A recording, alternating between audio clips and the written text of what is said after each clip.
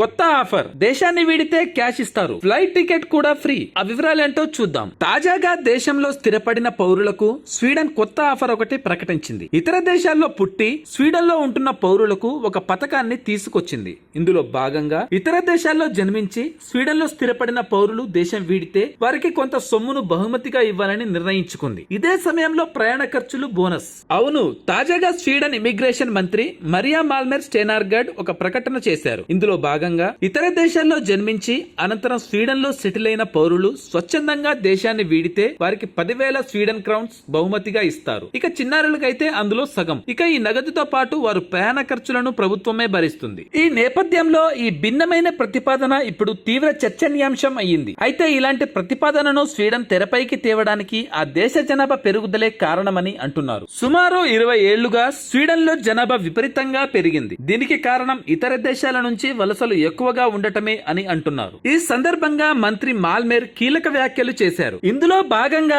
ప్రపంచంలోని వివిధ దేశాల నుంచి వస్తున్న ప్రజలు స్వీడన్ వాతావరణంలో ఇమడలేకపోతున్నారు. అటువంటి వారికి ఇది సువర్ణ అవకాశం అని చెప్పుకొచ్చారు. మరోపక్క ఈ తాజా ప్రతిపాదనపై పలువురు విమర్శలు గుప్పిస్తున్నారు. ఇందులో భాగంగా స్వీడన్ ప్రభుత్వం తీసుకొచ్చిన ప్రతిపాదనలు ఎలాంటి ప్రజాస్వామ్యాన్ని సూచిస్తుంది అంటూ ప్రశ్నించారు భారత ఆర్థికవేత్త, భారత ప్రధాని నరేంద్ర మోడీ ఆర్థిక సలహా మండలి సభ్యుడు సంజీవ్ సన్యాల్. ఏది ఏమైనా తాజాగా స్వీడన్ దేశం తీసుకొచ్చిన ఈ ప్రతిపాదన వైరల్ గా మారింది. ఈ నేపథ్యంలో ఈ ప్రతిపాదన ఏ మేరకు సక్సెస్ అవుతుందనేది వేచి చూడాలి. Thanks for watching.